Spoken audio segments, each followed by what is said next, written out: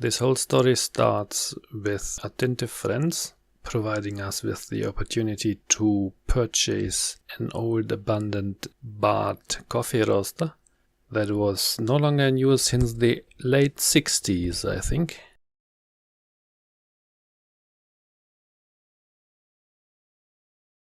And can you imagine, once upon a time they made lift systems like this one that didn't need a single bit of maintenance for 50 years.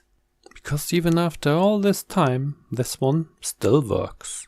And that is how we removed the roaster from this time capsule of a general store that has been basically untouched since the late 1960s. And now I'm going to walk you from the space with the lift that we just used through the storage space of the original general store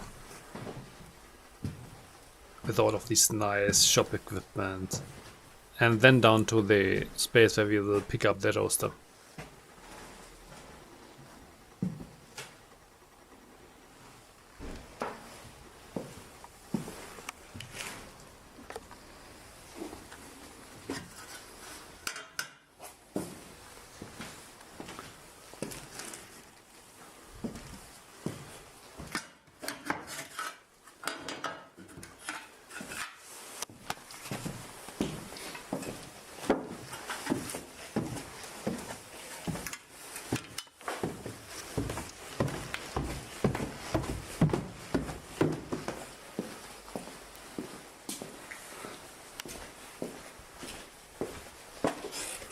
Oh, in this sales container for coffee from the 50s or 60s we also got together with the roaster.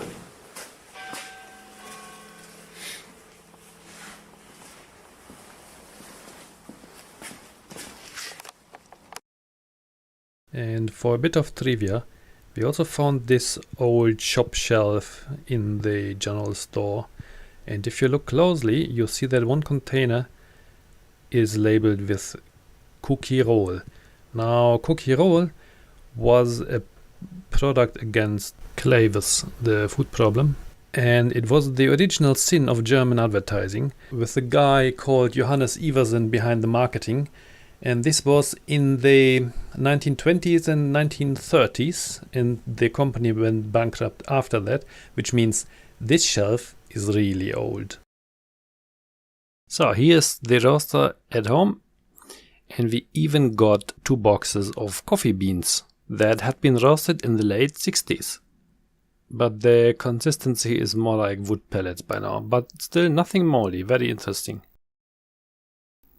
So now we're starting to take apart the coffee roaster. We want to change it to be gas powered, so we remove the electrical heaters.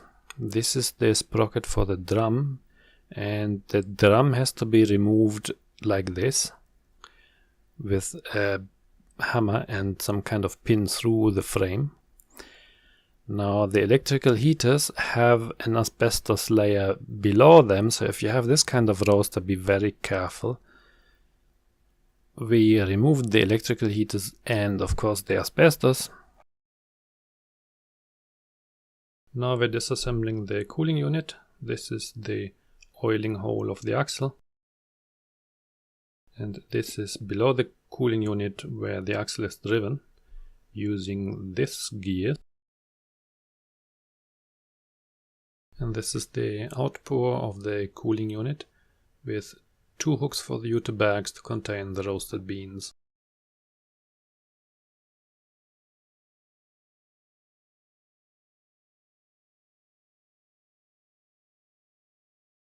This is a mechanical 380 volts switch with 2 power levels for the electrical heaters.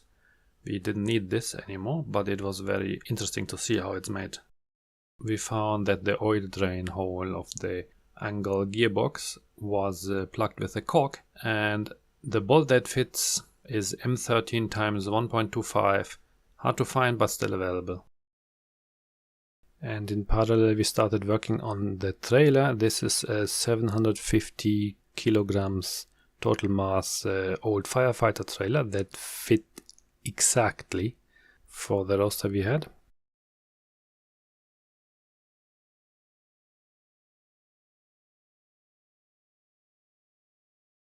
This is the finished motor, painted, and it has a new connection box cover because the old one was completely gone and we had to 3D print a new one. Alright people, final assembly.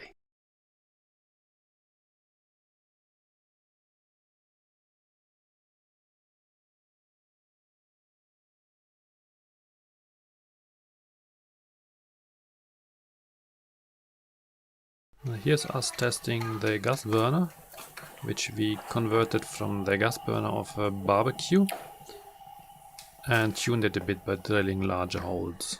So it now probably has 6 kilowatts instead of originally 4.5. We also wanted to add an electronic thermometer, so this is where it should be. And this is how it looks with its new 3D printed device holder. Repeatable roasting results with the same roasting quality.